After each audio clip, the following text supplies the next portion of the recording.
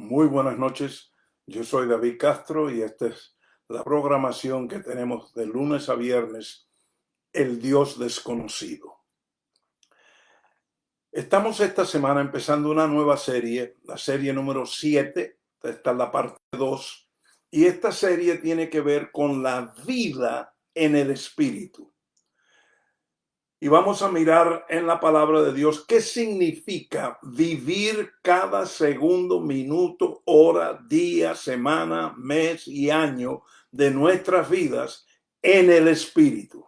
Porque en el nuevo pacto, tal como estudiamos, Dios ha dado el Espíritu Santo para que nosotros con el Espíritu Santo y por medio del Espíritu Santo y por la autoridad del Espíritu Santo podamos ser guiados a hacer y llevar a cabo la perfecta voluntad de Dios y ser vasijas para cumplir el eterno propósito que Dios tiene con nosotros.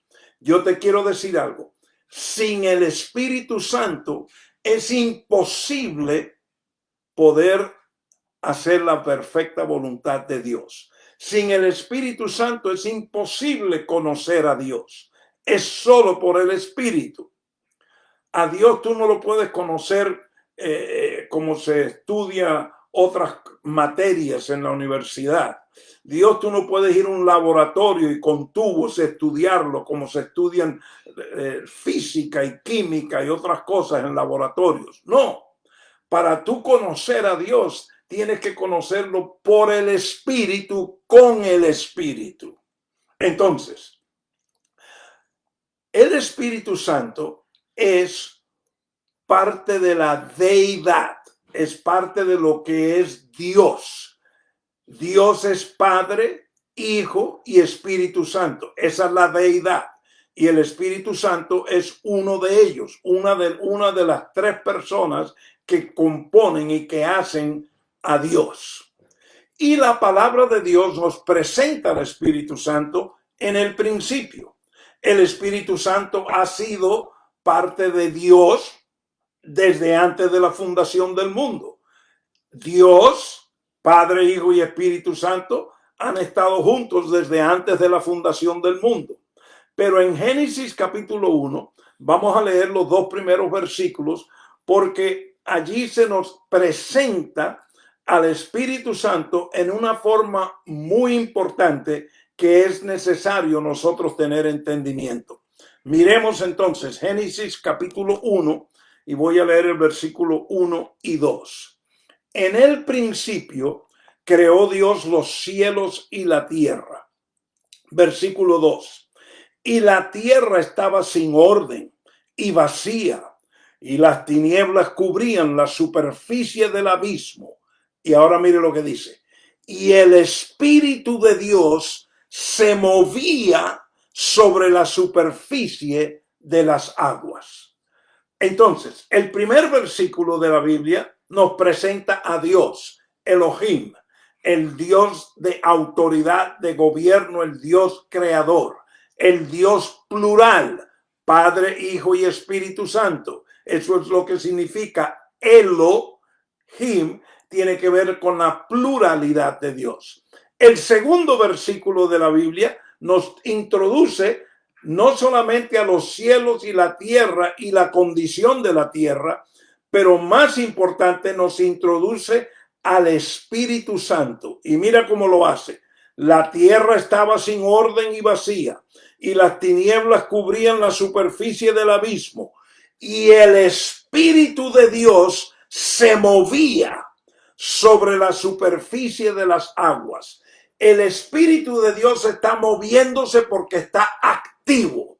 Dios tiene un propósito con la tierra.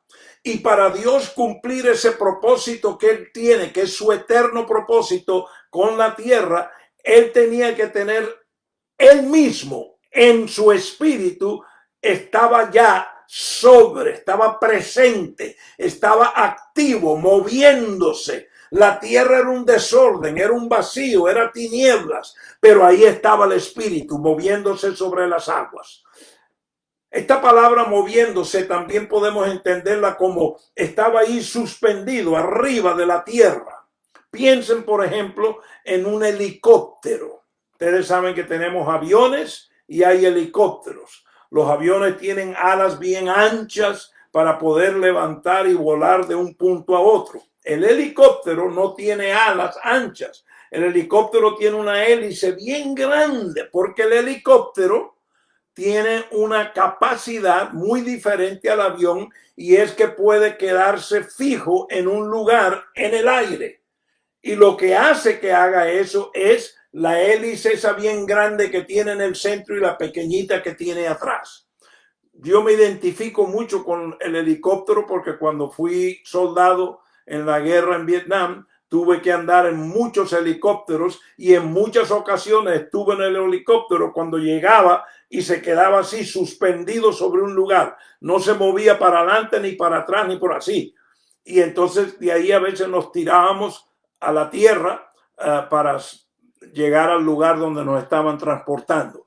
Entonces, piensen eso. En el comienzo, el Espíritu de Dios, aunque había un desorden, un vacío y tinieblas sobre la tierra, ahí estaba el Espíritu de Dios.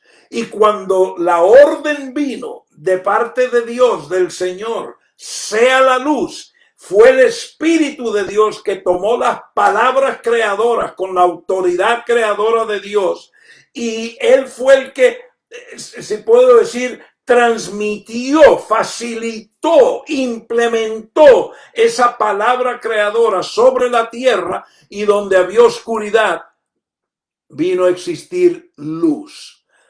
La presencia del Espíritu Santo sobre la tierra. Te digo esto porque estamos estudiando en esta serie número 7 lo que es la vida en el Espíritu. ¿Qué significa vivir nuestra vida siendo guiados por el Espíritu? Y yo quiero que empecemos a conocer al Espíritu Santo. Muchas personas han oído del Espíritu Santo. Muchas personas a veces creen que el Espíritu Santo solamente son gallinitas en la piel y caídas y milagros. Quiero que sepas que la función del Espíritu Santo es muy amplia. Pero lo más esencial que tenemos que entender acerca de la función del Espíritu Santo es que el Espíritu Santo está presente para guiarnos a hacer la voluntad de Dios, para ayudarnos a ser reformados, transformados, santificados, salvados del poder del pecado, para llegar a la imagen de Dios y poder ser vasijas que dan testimonio y tenemos la autoridad para establecer su reino. Sin el Espíritu Santo es imposible de que tú y yo conozcamos la perfecta voluntad de Dios. Déjame decirles otra vez. Sin el Espíritu Santo es imposible que tú y yo podamos entender, oír y conocer la perfecta voluntad de Dios. Porque Dios, dice su palabra, se revela solo por su Espíritu. Dios no se revela como la religión lo quiere revelar. La religión cree que con teologías y con libros y con estudios y esto, y así es que vamos a conocer. No, no, no. Eso es sabiduría de hombres, eso es carne y sangre. Para conocer a Dios, tenemos que conocerlo por el Espíritu, en el Espíritu, para el propósito eterno espiritual que Él ha tenido. Por eso es tan importante. Y por eso es que Dios, el nuevo pacto, es el nuevo pacto del Espíritu. El nuevo pacto en Cristo Jesús, el cual Jesús es el mediador, tiene que ver con la vida en el Espíritu. El antiguo pacto era la vida de acuerdo a la ley, de acuerdo a la letra de la ley. Era la vida de la obediencia. Pero el nuevo pacto, aparte de la ley, dice, aparte de la ley, aunque los religiosos, como hemos hablado, han metido la ley y el legalismo, pero eso no es el propósito de Dios. El propósito de Dios es guiar tu vida por el Espíritu, no por mandamientos, no por estatutos, no por reglamentos, no porque aquí en esta denominación o esta iglesia creemos esto, así que esto es lo que todo el mundo va a hacer aquí. No, Dios en el nuevo pacto, para su eterno propósito, nos ha dado a su espíritu, para que su espíritu nos guíe, para que su espíritu nos dé convicción de pecado y de justicia. Entonces, en Génesis 1:2, la Biblia nos introduce, nos presenta al Espíritu Santo activamente moviéndose sobre la tierra. Y vuelvo a decirte, Dios jamás ha hecho algo sin el envolvimiento, sin la función del Espíritu Santo aquí en la tierra. Todo lo que ha sucedido en la tierra, cuando tú lo lees en la palabra, ahí está el Espíritu Santo, el Espíritu Santo, el Espíritu Santo. Cuando Gabriel vino a la Virgen María y le anunció de que ella iba a concebir un niño, ¿qué dice allí que fue quién concibió ese niño que luego es el que nace, que es Jesús? ¿Quién concibió? El Espíritu Santo. Poderoso. No olviden, Dios nunca ha hecho, Dios no hace nada en la tierra sin la participación del Espíritu Santo. Quiero que miremos unos ejemplos en el Antiguo Testamento de cómo Dios obraba con el hombre cuando Dios tenía un propósito con ese hombre específico.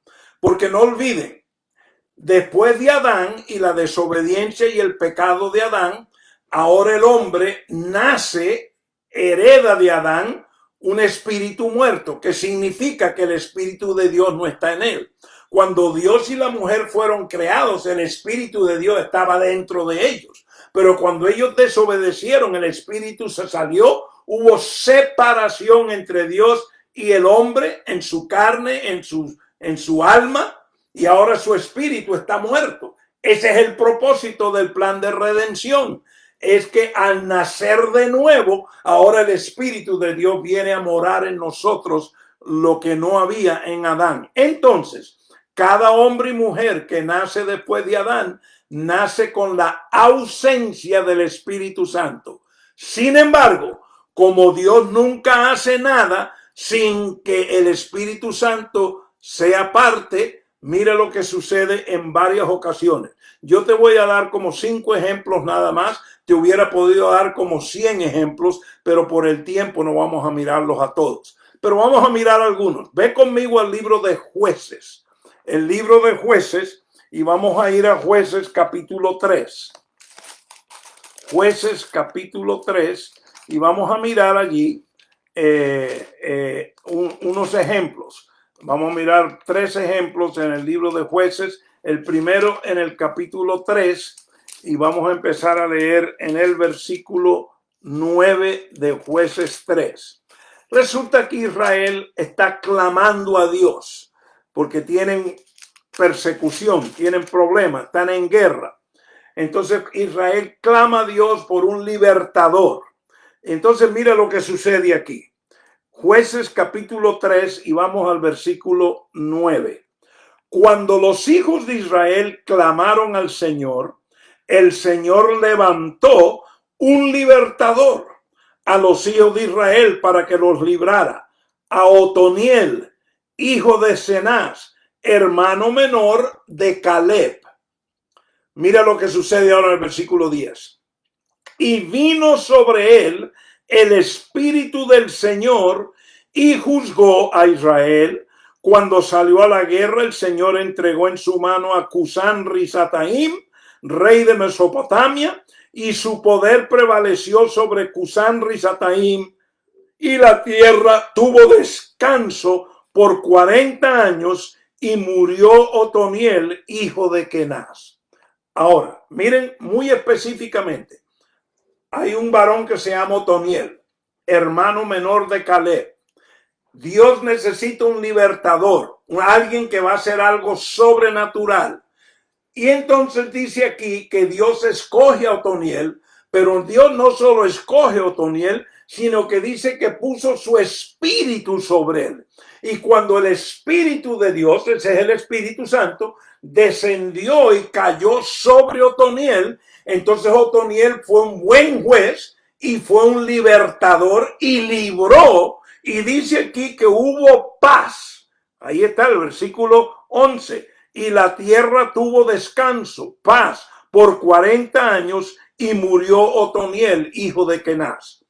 Entonces, Dios tiene un propósito con Otoniel aquí en la tierra, pero para Dios llevar a cabo su propósito con Otoniel, primero tenía que ¿qué? Poner su espíritu sobre él, porque Otoniel cuando nació no tenía el espíritu de Dios dentro de él ni sobre él. Entonces Dios soberanamente toma el espíritu, su Espíritu Santo, y lo pone sobre Otoniel y mira lo que Otoniel hace.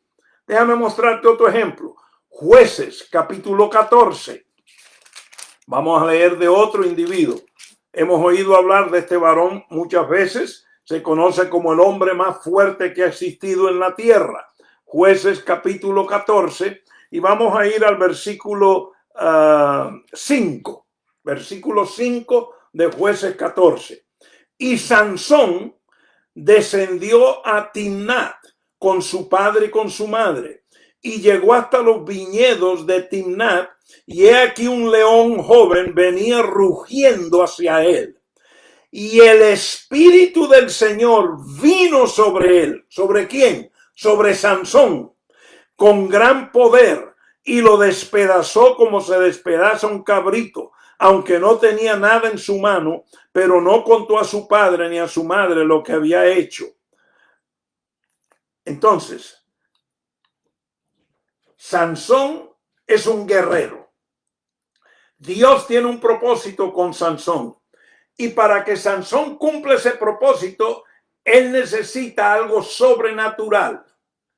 Algo que él no puede conseguir de ningún hombre aquí en la tierra, de ninguna universidad, de ninguna escuela de profetas, nada.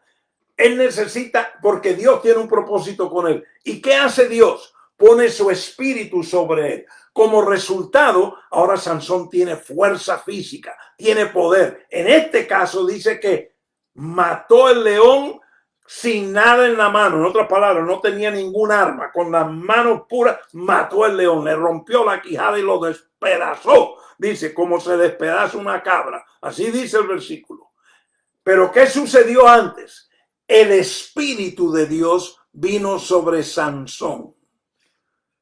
Vamos a mirar otro ejemplo de otra persona, que lo que sucede cuando el Espíritu de Dios desciende sobre él. Vete conmigo a Primera de Samuel y vamos al capítulo 10 de Primera de Samuel. Primera de Samuel, capítulo 10. Y vamos a mirar allí acerca de Saúl.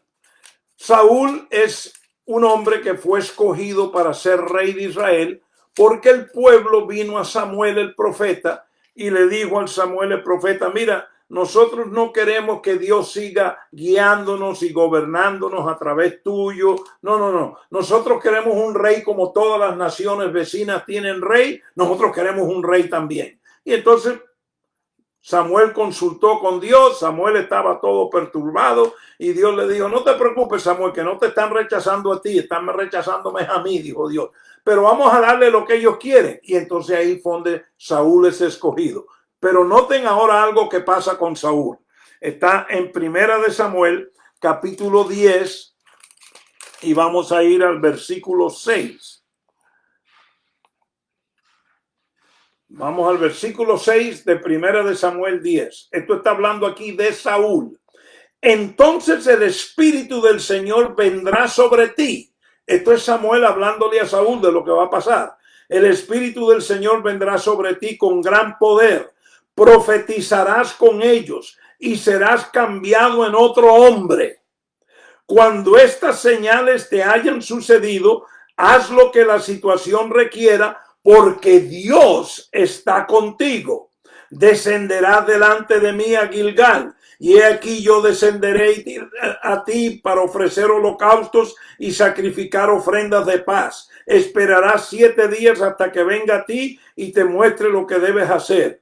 Y sucedió, versículo 9, que cuando él volvió la espalda para dejar a Samuel, Dios lo cambió el corazón y todas aquellas señales le acontecieron en aquel día.